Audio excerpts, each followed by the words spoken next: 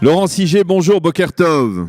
Boker Tov, Daniel, et Boker Tov à tous nos amis francophones. Merci d'être ce matin avec nous sur Studio Kalita. Je rappelle que vous êtes membre du Parti travailliste et c'est à ce titre que nous voulions discuter ensemble pour essayer... porte-parole francophone. Et porte-parole francophone du Parti travailliste. Et c'est à ce titre que nous voulions vous parler des résultats de ces élections primaires.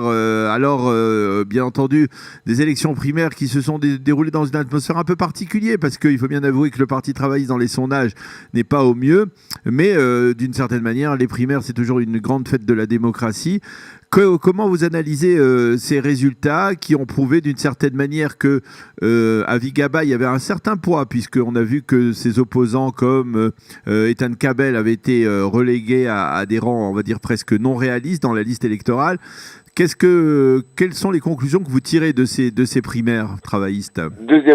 Premièrement, je pense qu'on nous a enterré un tout petit peu vite. Le Parti travailliste a eu un grand nombre, beaucoup de gens sont venus voter. Oui. Le taux de participation était excellent. Nous avons eu un taux de participation de plus de 56%, ce qui est pratiquement celui du Likoud. Et ça, étonnamment, les gens étaient sûrs que les gens ne viendraient pas, qu'on ferait dans les 40%, qu'il y avait un désintérêt qui était dû à la création de la liste de Benny Gantz. Et finalement, étonnamment, les gens sont venus voter. Il y avait une excellente ambiance. Il y avait des candidats de partout. Et puis, il y a eu un changement. La première chose qu'il faut analyser, c'est qu'il y a eu un changement générationnel au sein du Parti travailliste. Oui, aussi. Le Itzik Shmouly, qui était là. Vous savez, en Israël, on a tendance à être toujours un peu cynique. Oui. Lorsqu'en 2011, il y a eu les manifestations contre la cherté de la vie, deux des trois leaders sont rentrés après en politique au Parti travailliste. Itzik Shmouly, oui. Itzik Shmouly et Stav Shafir, qu'on dit les gens, que peuvent bien faire ces deux jeunes qui n'ont aucune expérience. On parle tous de l'expérience. Alors, l'expérience, c'est bien, mais l'expérience, ça se décompose en deux parties. Il y a soit une bonne expérience, soit une mauvaise expérience. Ouais. Et puis c'est ça qui est l'expérience. L'expérience n'est pas toujours une garantie de qualité. Okay. Ici, ils sont rentrés au Parti travailliste. Ils ont été déclarés, les deux. Itzik Shmouly est le parlementaire le plus actif. Le plus actif, le plus titré au sein de... Il y a une association indépendante qui vérifie l'activité des parlementaires. Il est sorti premier. Je veux dire, on a trop reproché à l'époque de Rabin et Peres d'avoir empêché une génération intermédiaire de se créer. Mais finalement, Parti travailliste maintenant. Le premier, c'est Itzik Shmouly. La deuxième, c'est Stav Shafir. Troisième, Amir Peres. Et quatrième, les deux anciens présidents ont été relégués aux troisième et quatrième place.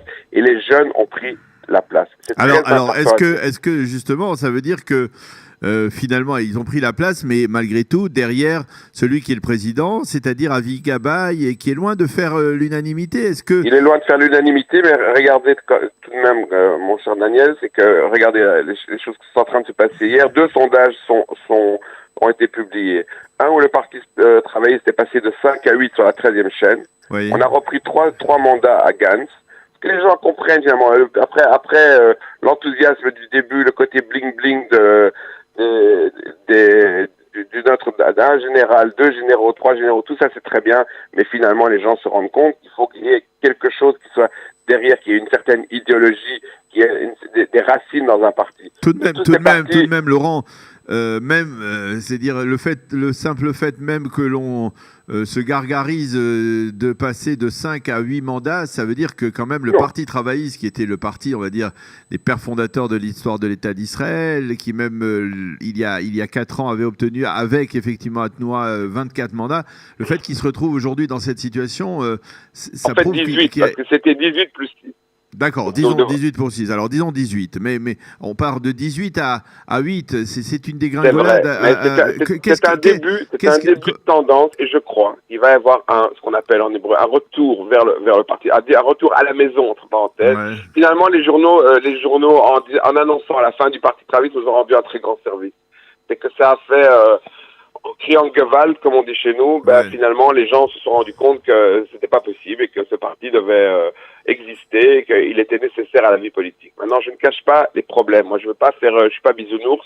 On a des problèmes au Parti travailliste qui sont dus au fait que le Parti travailliste a toujours reposé essentiellement sur 3 piliers. Un pilier social, là, nous sommes bien représentés. Un pilier de la paix et un pilier de la sécurité. Ce qui nous manque actuellement, et il faut regarder les choses en face et dire les choses tout à fait honnêtement, ce qui nous manque, c'est le côté un peu plus sécuritaire. Il nous manque des bon, nous avons Omer Barlev, qui est l'ancien chef des commandos israéliens, qui est quelqu'un qui a quand même un bon grade. Nous avons beaucoup de généraux qui nous soutiennent, mais il nous manque une figure ou deux emblématique de la sécurité. Et alors, ça, le Parti travailliste avait toujours d'un côté des gens qui étaient pour le social et de l'autre côté qui étaient pour la sécurité et la paix. Là, il nous manque un des trois piliers. Mais alors, c'est ça le prix que nous payons actuellement dans les sondages. Laurent, lorsque vous dites qu'il manque une personnalité sécuritaire, je vous pose la question et je reprends la balle au bon. Est-ce que finalement, le Parti travailliste n'est pas un parti qui, comme on le dit en hébreu, qui consomme, dévore ses leaders et qui finalement, à force de les dévorer, ne parvient pas à se doter d'un véritable leadership, pas seulement sur le plan sécuritaire, mais même... Tout à fait, c'est pour ça qu'Eitan Kabel a pris un bon coup de pied au cul, je m'excuse de dire ça de façon un peu vulgaire, mais à force tout le temps de critiquer, c'est un député qui est des députés depuis 22 ans, qui a critiqué tous les présidents de parti, il s'est retrouvé à la fin de la liste.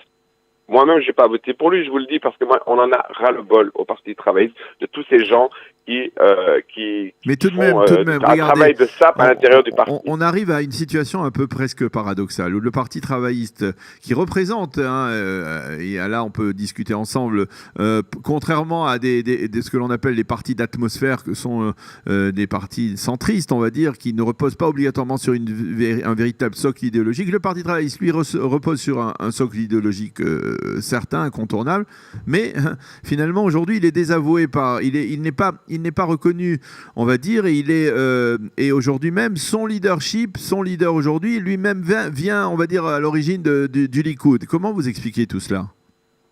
Et à la fois ce désaveu il n'y a pas du Likoud. D'abord, il est venu de Koulanou. Et puis il vient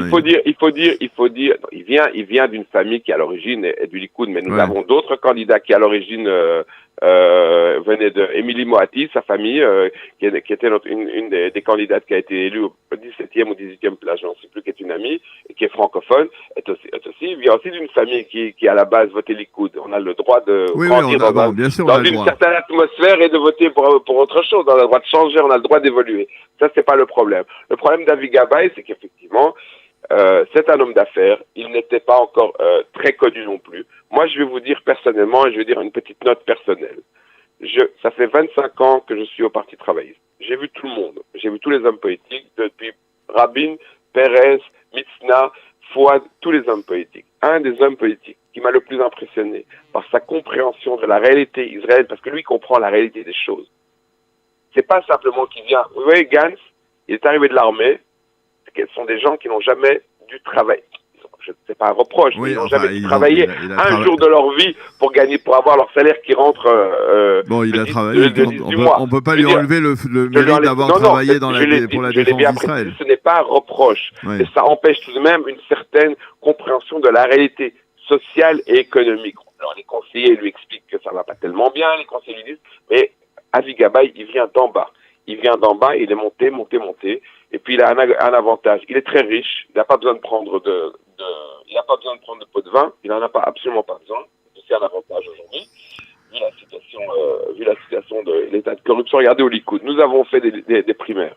Les primaires étaient entièrement électroniques. À part une intervention de l'extérieur qui a été contrée par une société cyber qui nous a contrôlé nos primaires. On n'a pas eu de truc. Au Likoud, ils ont fait des primaires. Même les primaires, elles étaient corrompues.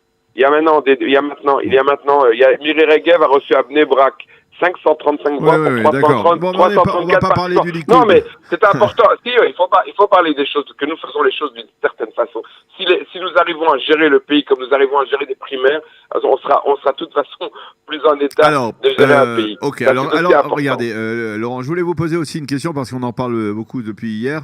Depuis ces 2 derniers jours, une union entre le Parti travailliste et le Parti Meretz, c'est quelque chose qui vous semble raisonnable? En aucun cas. Pourquoi? Parce que nous sommes un parti de centre-gauche. Meretz est un Encore un autre? Non. Nous sommes... Non, être avec Meretz, ce n'est plus être un parti de centre-gauche.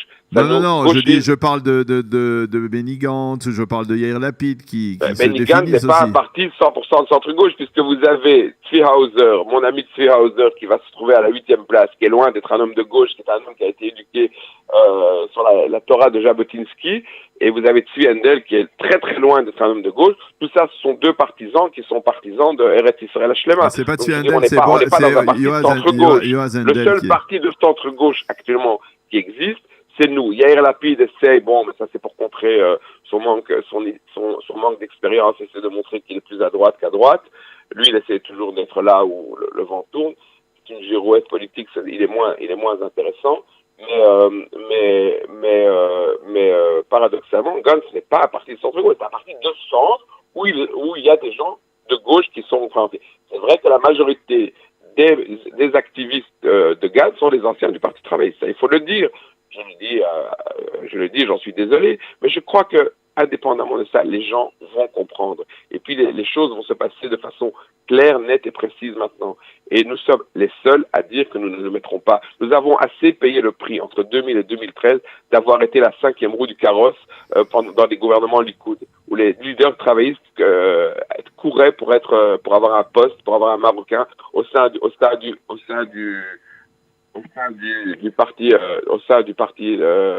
du gouvernement.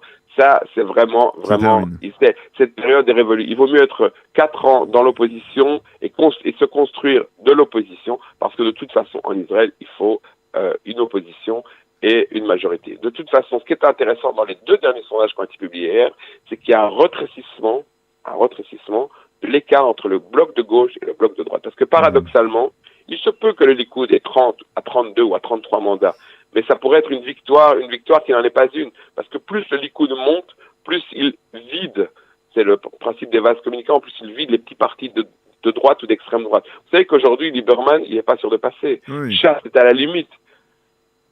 Lieberman, et en plus, pour moi, le but de ces élections, c'est d'arriver à ce qu'il y ait 60-60. Pourquoi? Parce qu'à partir du moment où le Likoud ne peut pas automatiquement créer un gouvernement avec une majorité automatique qui est droite plus religieux, à ce moment-là, d'autres partis, comme Carlon, et je vous le dis, notez ce que je vous dis, je ne suis même pas sûr qu'aujourd'hui, Lieberman ne se mette pas dans une coalition entre Benny Gantz et Avi Gabay. Parce qu'aujourd'hui, Lieberman, il est moins éloigné d'Avi Gabay que de Bibi Netanyahu.